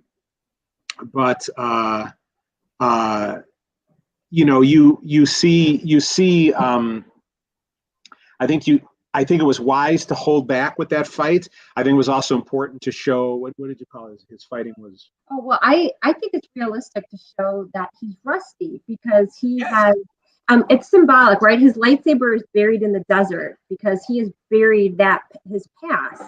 And so he's not practicing. And so it's understandable. If he hasn't held that lightsaber, he's not practicing. He's going to work, he's coming home, he's watching Luke. He hasn't ignited it in over a decade, right? Yeah. So he's rusty. And it's like anything, like if you don't work out, the saying, if you don't use it, you lose it, right? So if you're not going to the gym, you're not lifting weights, you're not stretching, then you're going to be stiff. And that's how he is. He's rusty, he's out of practice. And so I think it shows that progression. So yes, he has that encounter with Vader. He's not so skilled. I think it was the mirroring again. So like Anakin was left burned, and then here Obi-Wan is the one who's getting burned in the fire. So, and then he gets better. And then at the end, I thought it was beautiful that they tease you. So like, at some point he's going to have that connection with Qui-Gon. He's reaching out. He's trying to talk to Qui-Gon. And I love that they waited to the very end to reveal that for us to see Qui-Gon. So that was a good payoff. And so I thought it was realistic, the pacing. I love that we got it as a 6-part series and not a movie. Because I agree with John. I don't need a lot of action. I rather have the story and the character moments. And there's a lot of quiet moments that are very touching in Obi-Wan. And with modern films, because they have to make it for a global audience, because that's how they make a profit. So they have to sell it globally. Well, comedy doesn't translate well. A lot of dialogue might not translate well, but action does. You know, a bullet goes through a window, and no matter what language you speak, everybody knows you duck. So I think they put more action into these films because they have to sell it to a global audience. So yeah. I appreciate they take their time.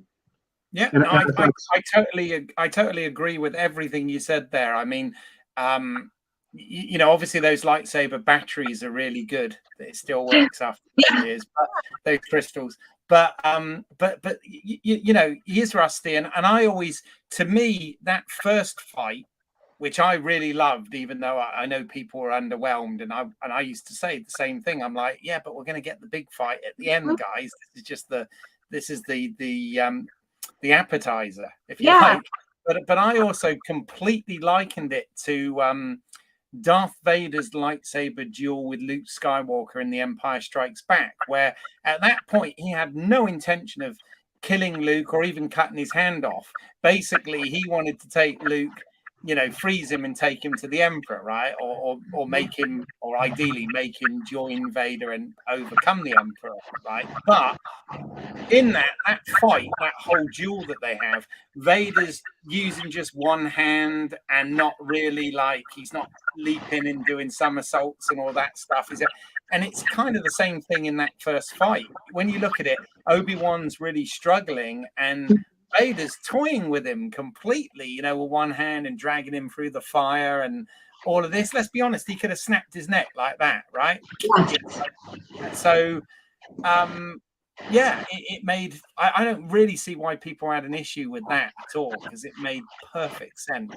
And the fight that we get at the end, which we'll come on to now, but I mean, one of the things that I like what they did, because you needed the humanity and you needed the conversation with Anakin and Obi-Wan, but it would have, I think it would have almost made more sense if after Vader had buried Obi-Wan in the rocks, he'd left and assumed Obi-Wan was dead, so that in The New Hope, when he goes, I felt something, a presence I've not felt since, you know, and walks up, there would have been that. But I can completely see, in terms of making the series satisfying and Obi-Wan to have an arc that leads in, you had to have that moment. And so I completely, from a creative and storytelling point of view, I completely get why they had that scene. If you know what I mean.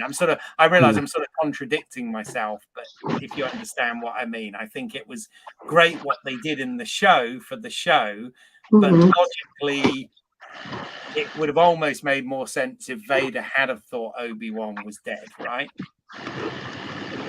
Yeah, I liked when, you know, again, the concept where he's buried and then he comes out, because you get kind of like, to me it's sort of like a rebirth, right? At that point, it's when he's out of the ground, then he really starts to be, you know, Vader. He really becomes I want to say aggressive, because Jedi aren't, but he becomes successful, powerful. Where really, where Vader was kind of handing it to him beforehand.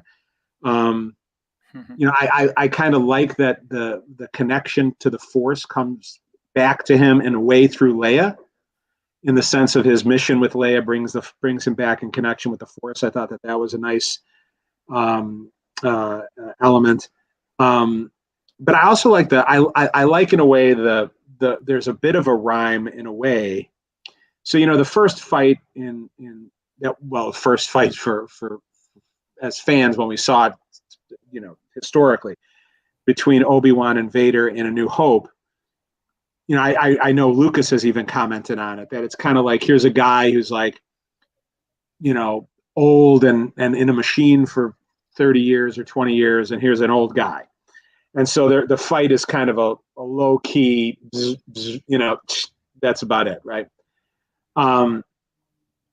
I took that to be, I liked that there was almost a parallel between that, in that Vader was doing the same thing where he could just easily do whatever he wanted to Obi-Wan in A New Hope, but he doesn't. He's just sort of like, he's doing his taunts, right? And that parallels with the first fight from the Obi-Wan Kenobi show, in which that you have a mismatch between a more powerful and Obi-Wan in a less powerful state, right? Mm-hmm. But I think the difference is he was actually in a less powerful state in the Kenobi show, but he deliberately is in a less powerful state, right? Because he commits suicide, actually, right? I mean, he sacrifices himself knowingly, willingly, with a smile on his face, almost as if he knew that moment was coming. I'm so glad it's almost like we've rehearsed this, John. There it is. So he, it's almost like he felt like this was his that he knew, maybe he does, maybe through Qui-Gon he comes to know what his destiny is, and that he's going to sacrifice himself one day so that Luke and Leia, now reunited, can be free. Yeah. And then they can go on and form their destiny. He sort of set them on their path in a way. Yeah. So I like that. Our son showed us not a long time, a couple months ago, several months ago, a fight on YouTube. I'm sure most people have seen it, where they took the old fight from A New Hope. Yes. And they sort of jazzed it up, right? They made it more, Because absolutely, I know exactly what you're talking about. And just to say, because I believe at one point, one of the changes Lucas wanted to make, let's be honest, he was always tinkering with that first film, right? And I'm sure I read somewhere in an interview that he wanted to do something to spice up the Obi-Wan Vader fight in the first film. And of course, a fan has gone and actually redone it, right? So sorry, I'll let you, that's just more for the benefit of anyone watching that doesn't know what you mean there. Sorry. Carry on. Thank you. So when our son Nicky showed it to us, as a fan, I'm thinking, wow, that's really cool or whatever. But then if you start thinking about, well, now what if they actually did that?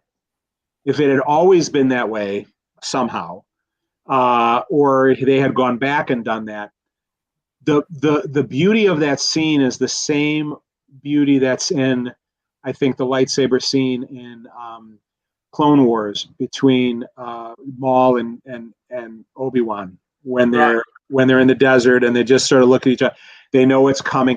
Let's not waste 800 maneuvers flipping around, doing stuff just because we can do it. Let's skip all that, and let's get to and it's almost like an agreement between the two of them, right? Like, we're not going to play games. Let's just get to the end of the fight and be done with it. And like, what is it? 2 minutes? It's like two maneuvers, and then it's over. This is Rebels, right? Not Rebels. Thank you. Yes, you're right. Yeah, no problem. And so I really like that. I think that's a great moment, because lightsaber fights are like dance numbers in a way, right? I mean, you have to figure out a way. Everyone's got to be different somehow. So in Attack of the Clones, you make it different by having them cut the lights. So the lights are going off and on and off and on. So the lightsabers become this, almost a source of illumination and lighting within that fight scene. In Attack of the Clones, it's, the Spielbergizing of the fight scene, right? And making it be this big action, Indiana Jones-ish kind of scene, but also carrying a lot of weight and emotion. And I think, ironically also with Liam Neeson, Rob Roy, the fight scene in Rob Roy, right, has an incredible amount of meaning. And I think lightsaber fights work best when they're not just a cool lightsaber fight, when there is an emotional, something big at stake, something emotional between the characters, which is why in some ways in Attack of the Clones, the maybe the fight scene between, because it had never really been established, the relationship between Dooku and Obi-Wan and Anakin. There isn't a history there that we have really seen yet. We'll see it once they do the Clone Wars animated show and things like that. But when you're seeing the film the first time, but that's why I think it really was an overstatement to call it a rematch of the century, because, yeah, was it the biggest lightsaber fight we've ever seen in terms of action? No, but I think there was an awful lot of cool action in there. To see Vader finally get his comeuppance and have somebody force him against the wall like that, I liked it. To see Obi-Wan have the intelligence to, as Mary Jo calls it, to attack the tech. I loved it. To have Obi-Wan literally be buried and then reborn as finally Obi-Wan fully again in his prime. Yes. I thought was thematically brilliant. Yes. Him leaving Anakin again at the end there rhymes. It's fine. Yeah. Yes. Yeah. He will not kill. He won't. He won't. So maybe he knows he's going to die when he faces Vader, because he has this commitment. He cannot bring himself to kill the boy he loves, who is his brother. And he will not do it. So he knows that when he fights him, he can't bring himself to kill him. So when he fights him again in A New Hope, he knows this is it. I'm done, because unless some miracle happens, I'm going to go. Well, maybe because in A New Hope he sees what Darth Vader has become. Destroying Alderaan and knowing that that's going to continue if he doesn't. Yeah. I mean that whole thing about recontextualizing, this is kind of why I dug this image out, is when you think about it, in A New Hope, when we see Vader and Ben fighting, and then just before when Luke goes, Ben, and he looks away and he smiles just before he gets cut down by Vader, right? You think about it, that's the first time in the timeline that Obi-Wan would have seen Luke and Leia together since they were born. He held them both in his arms when they were born, okay? And then, these adventures in the middle happen. So he has this little side adventure with Leia, who he becomes, quite attached to. Then he meets Luke, saves Luke from the Tusken Raiders, sees the message from Leia. Okay, they get to the Death Star. He's deactivated the tractor beam. They need to escape. He's fighting his old apprentice. Yeah, and he looks away and he sees Leia and Luke, and they're about to get on the Millennium Falcon with Han and Chewie and escape. And he has a little smile and allows himself to be cut down. Right? I just think that. It's not intentional, I know, but that works totally, right? Or is it just me being nerdy? To me, that works. I'm glad you pulled that picture. No, that's great, because to me, I think that's an example of, again, the people who care making it, because they maybe they didn't think of that, but I always remember my brother, who's passed away since then, but he not at all a big sci-fi fan, but like everyone in the world, went to see Star Wars in 1977, and he was older than I was. I was 8 when Star Wars came out, and he was at that time, just gotten married, and he was 20 years old. He told me, I never thought that this was in 1977. He said, I never thought Obi-Wan would sacrifice himself to give Luke the Force. Because my brother had read that as, again, you have to remember, this is 77. Nobody knows anything about Star Wars, really, other than we have the movie. And really, that's about all we had. We really didn't have, you had the novelization and maybe a few other things at the time my brother saw it. And he certainly wasn't getting that. But I always remembered that comment. Whenever I see that moment, I always remember my brother. But I think of my brother Nick's comment on that. And it is in essence what Obi-Wan does do. I mean, my brother just hit on it sort of by accident, I guess, but he does die so that he can become a Force ghost, right? So that he can continue to guide Luke within his training. But yeah, I that smile now being the smile of seeing they're together again. Yeah, I think is just it makes sense for why, because otherwise maybe he's smiling because he's fulfilling his destiny. I think the interpretation was, I'm smiling because I know that group of kids are going to get away, but I think it just means a lot more now. Yeah. Yeah, it's that thing that you can just read into it differently now. Like a lot of these lines and, you know, what people call retcons, but not necessarily. Yeah, I mean, it just slightly recontextualizes things. Doesn't straight out change everything. It just puts it in a different light, I feel. But. Yeah, and he's smiling because he's done his job. He's protected these two children, and now they're adults and they can fend for themselves. It's just like the point you made earlier about the tracking device and the fact that you know, Reva uses that and tells Vader that, and then, you know, a decade later he thinks, oh, it's a good idea, let's put a tracking device on the Millennium Falcon. You know, it's kind of it take me straight to the base. Yeah. I think a good prequel has to do two things. It has to, and that's why Rogue One is a good prequel. We think Obi-Wan is a good prequel. Is it shouldn't violate, you know, what has come before. The only thing I'll give a prequel is sometimes they might need a new actor in a role or something, you know, just because of when, you know, something. Yeah. And secondly, it should enhance the original, or otherwise it has no purpose. And I think Rogue One absolutely enhances A New Hope in so many different ways, taking, you know, a paragraph on the crawl and making us now know what that means, you know. And then I think Obi-Wan does that. Obi-Wan not only teaches us more about Obi-Wan Kenobi, and about this period of time in the galaxy, it gives us very much a needed view of Leia when she's, you know, you want to talk about two risky things.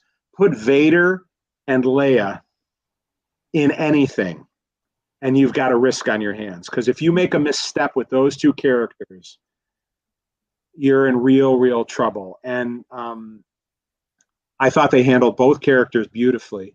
I know Mary Jo really likes Leia, the young actress who plays Leia. I agree. Because kid actors are always a problem, right? I mean, there's always a danger that they're not believable in the role, or they don't have the emotional maturity to. I mean, I believe that girl grows up and becomes Carrie Fisher. I believe it. I believe that she, you know, and she's not perfect, so they made her a real kid, right? She makes mistakes. She doesn't listen to her parents sometimes. She does, but she's also has that, you know, Padme, you know, Naboo, you know, kids have wisdom, right? Kids have wisdom. Kids have something to contribute personality, right? Yeah. And leadership. Absolutely. And the other criticism I've heard a lot, and I think to myself again, you know, people say, oh, well, why in a message to Obi-Wan in New Hope, why doesn't she say, oh, hey, it's me, you know, we did she hasn't got time. You know, she needs to get the Death Star plans off of the Tantive. It's under attack. Vader and the stormtroopers are coming. She's just got to record the message and send it out. So, you know, he's not going to look at this picture and instantly recognize her, because she's a grown woman now, not a 10-year-old girl, right? So she gets straight into it. General Kenobi, years ago, you helped my father in the Clone Wars. That's all she needed to say, and then the information, and that's it. So when people say, oh, it doesn't make sense because, you know, and I think to myself, yes, it does. You know, what of course she's going to just give the information and run, right? She's not going to, you know, go into a whole thing about, remember 10 years ago that event we went on and did a. So again, that one I don't that criticism I don't buy at all. I'm like, that's ridiculous. That doesn't make, you know, any. And it explains why Leia and Han would name their child Ben. Yes, it makes even that work. Yeah.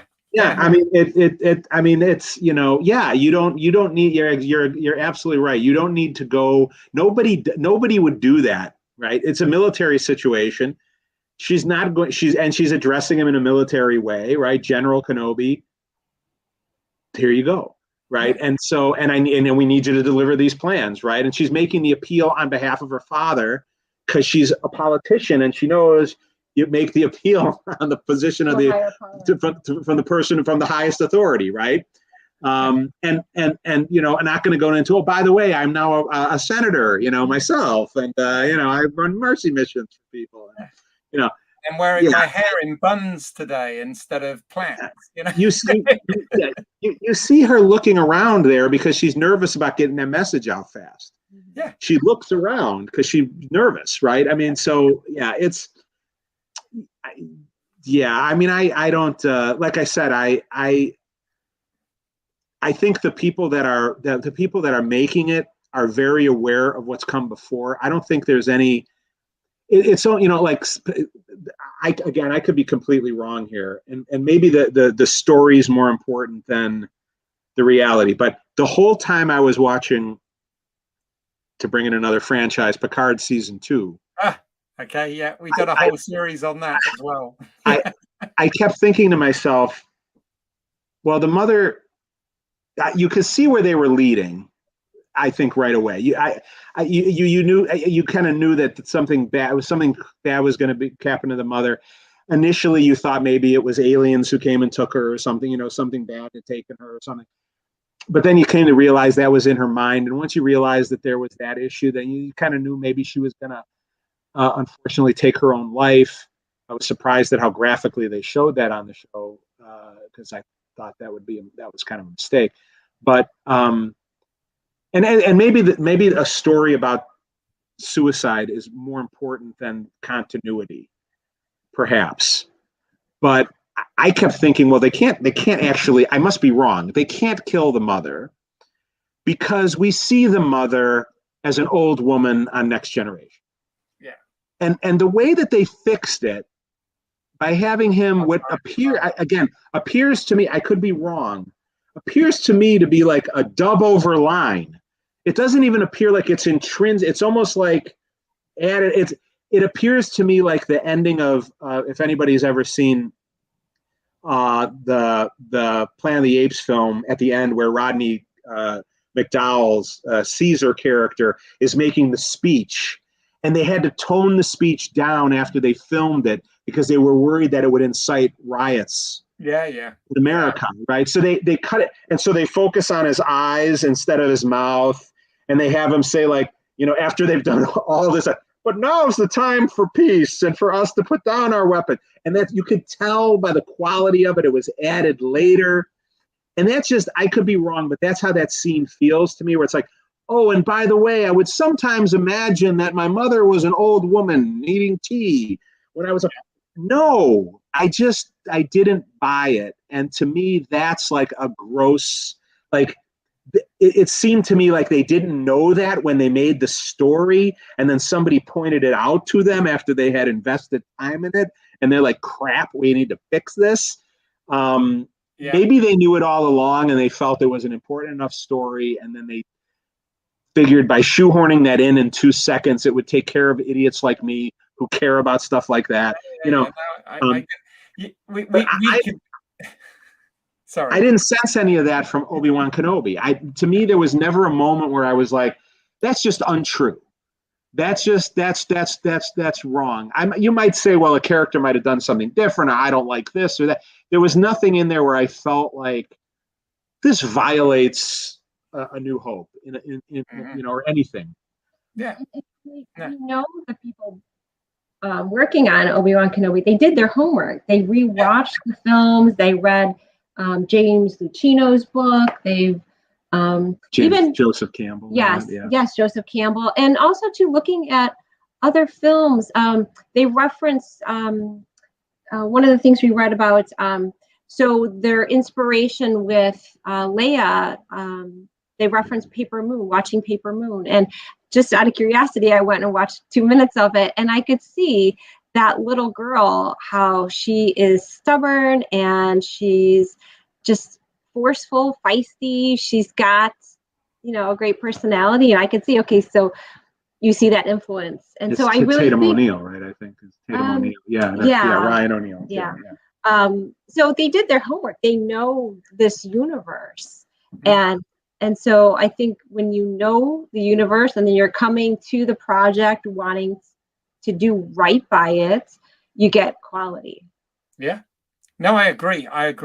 And seriously, with everything you're both saying, and not to mention all the other references that you're bringing up about other franchises and things, we could literally talk for hours. I know we could here, which I'd love to do, and I'd love to have you guys back. But I know we need to wrap things up. Just finally, as a little bit of fun here.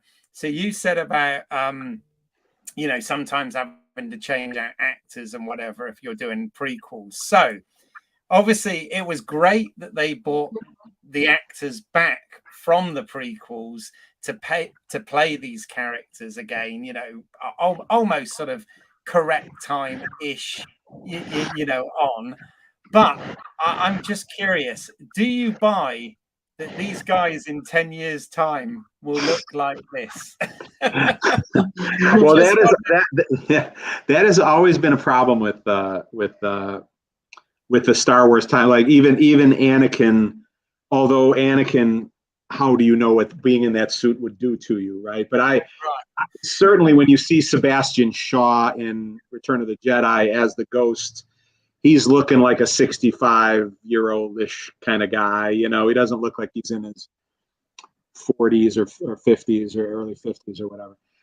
Yeah, that's always been a little bit. I think it's maybe a little bit of the charm of Star Wars. Like maybe the next 10 years are really hard on Tatooine. I guess the doubt is for Vader.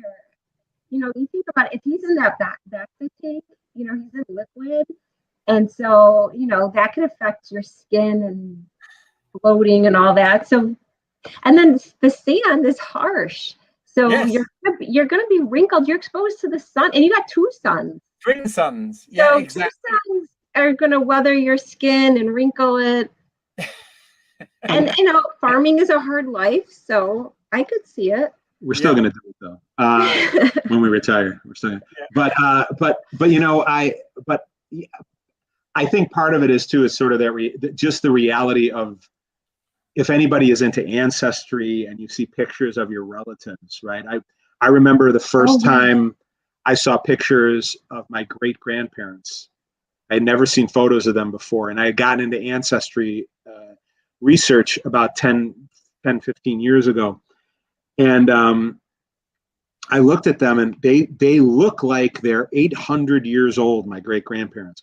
And then when you discover that photo was taken and they were in their 50s, because Alec Guinness is not as old as he appears to be age-wise when he filmed Star Wars. He's just of that generation where life, I think, was harder.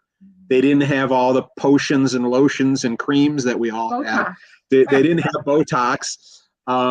They didn't have maybe the awareness of even if they had the awareness of a healthy diet, they may not have been able to access a healthy diet just because of the way the world was.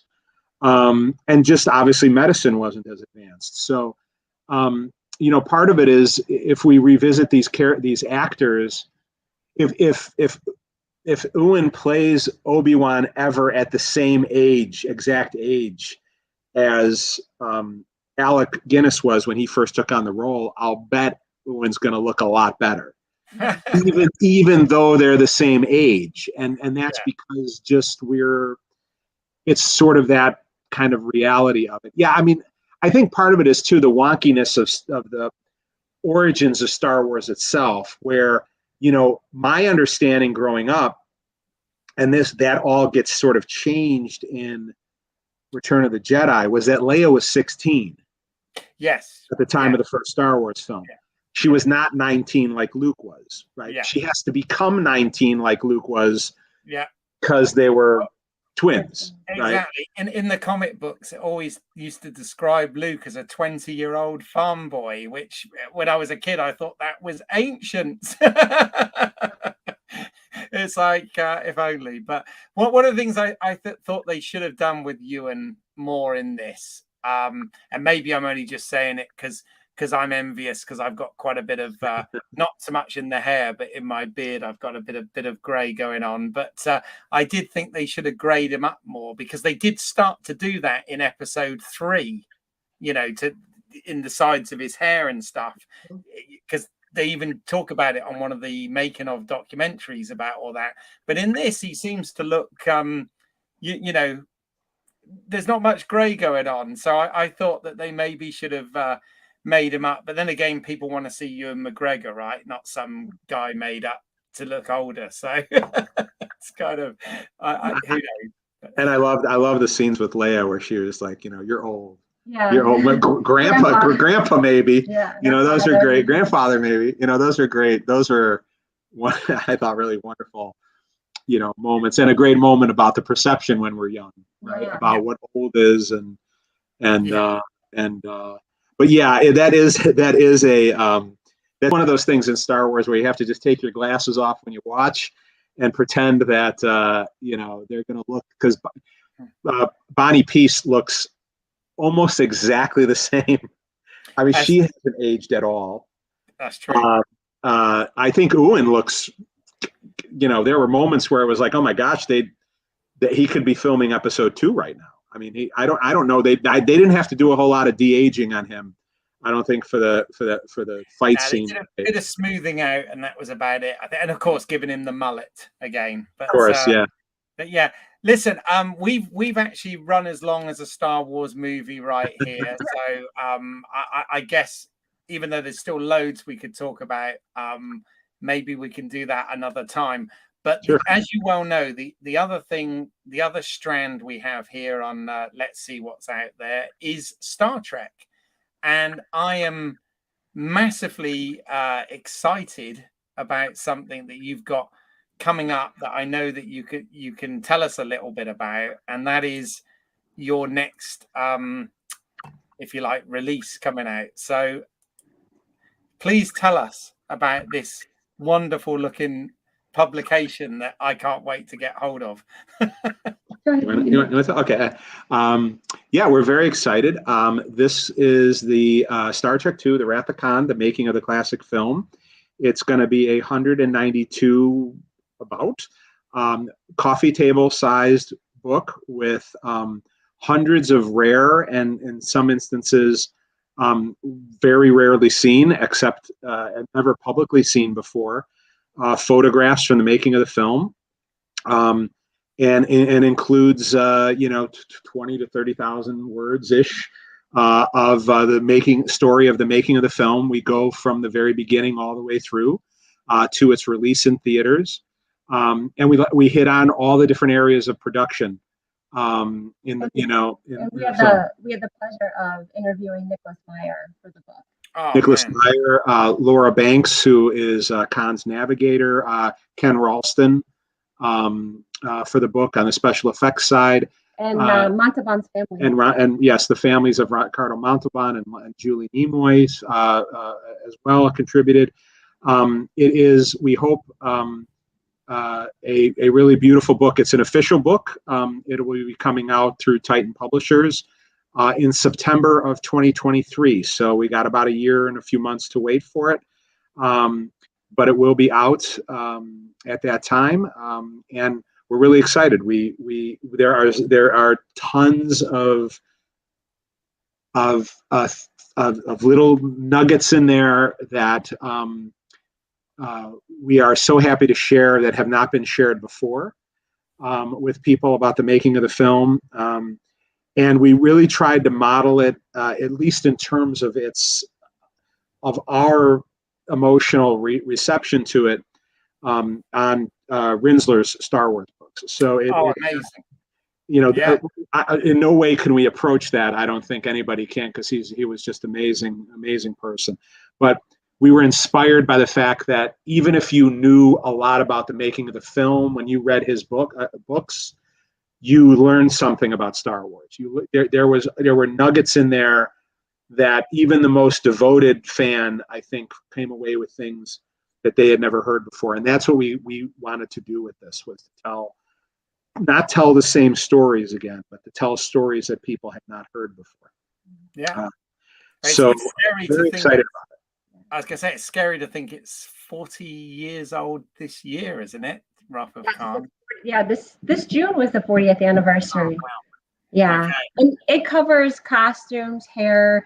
You'll find out, Khan dies, but you'll find out where his hair went. Because it lives on. Yeah, it lives on. There's so many great little just stories, and everyone who contributed to the book. We spoke with Judy Elkins, who worked on the Star Wars film. She was ILM, worked on Star Trek, Deep Space Nine, and one of her first, I think her first, it was either Raiders or Star Trek II, but she was there, worked on Star Trek II, and just a lot of great stories. And really, we wanted to tell the stories of the behind-the-scenes artists, as well as the people in front of the camera. Because to us, that's just as interesting. So, and then we can't talk. I'm all about thanking the maker on this show, sure. And that's really important. So, and we can't talk too much about it, but we can at least say we have a Star Wars thing coming out this year, at the end of the year, hopefully at the end of this year, and we think it's an area that has not been explored before, and we're very excited. Tons of new interviews, tons of research on it, and we're very excited about that. And we're also going to be on a new show. It's going to be airing in the United States on a network called Vice TV, and it's a show called Icons Unearthed, Star Wars, and it's a six-part show about the making of the first 6 movies, and I believe we're in all 6 episodes, I think, of that show. So that's coming out July 12th in the United States. Is it going to be showing outside of the US? We don't know yet. That's a good question. I mean, it hopefully will. I would hope it would.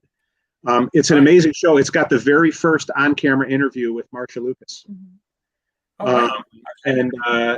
So if people can access the Vice network, then, and on their website they have a trailer for it right now, and Vice may be worldwide. I'm not certain whether it reaches other parts of the world, but hopefully it will somehow find its way out there to everyone. Oh, wow. Okay. Well, listen, I really hope, I know, you guys, I really appreciated your time today. I know you're very busy with all this stuff, but I really hope we can get you back on again to talk about that Star Wars project when you're allowed to talk about it. And also maybe next year, I know Pete, who does the Let's See What's Out There show with me, would love to have you on and talk about the making of Wrath of Khan and that book, because that's really, I mean, that is, and that image as well that you've got on the front cover there is one of my all-time favorite pieces of movie artwork. I just think that is absolutely fantastic. I cannot wait to see this and get this. So I'm excited. I've already got that penciled in my my diary for next year, and we'd love it if you guys could come on and chat with us if you have time. Yeah, definitely, absolutely. We would love to.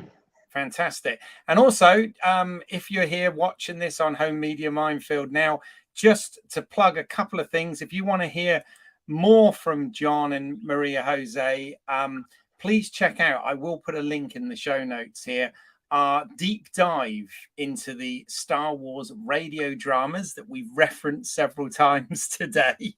But we do talk a lot about this. And as I said, I think, it's 3 hours worth of discussion, and we still probably only, scratch the surface with it. But there are lots of people that are not even aware of this wonderful radio drama, which to me will always be canon, regardless of what anything else says. So please check that out. I also, obviously, Home Media Minefield, we talk about physical media, and I'll also put a link to a review that I've done of the original Star Wars trilogy on DVD. And when I say the original, I mean the unaltered versions, not the special editions. People think they're not available. They actually are, kind of. So please check that out. I go into all the disclosures about that on that in that video. Obviously, if you want to get in touch with the show, you can reach us at lswotcast@gmail.com or follow us on social media at lswotcast. We've got shows on, as I said, other Star Wars, Star Trek properties, Marvel stuff, movies and TV in general. Plus, as I said, on Home Media Minefield, I've got reviews of DVDs, Blu-rays, 4K UHDs, equipment to play them on, all sorts of things. So please check out more work on here. If you like it, consider giving us a thumbs up, subscribing to the channel, and if you hit the bell icon, you'll get notified as and when new content drops. If you want to see my creative work, I do have another channel called British Isles, which is EYLES, as in my last name, and you can see an anthology of short films that I made on there called the Urban Chiller Tales.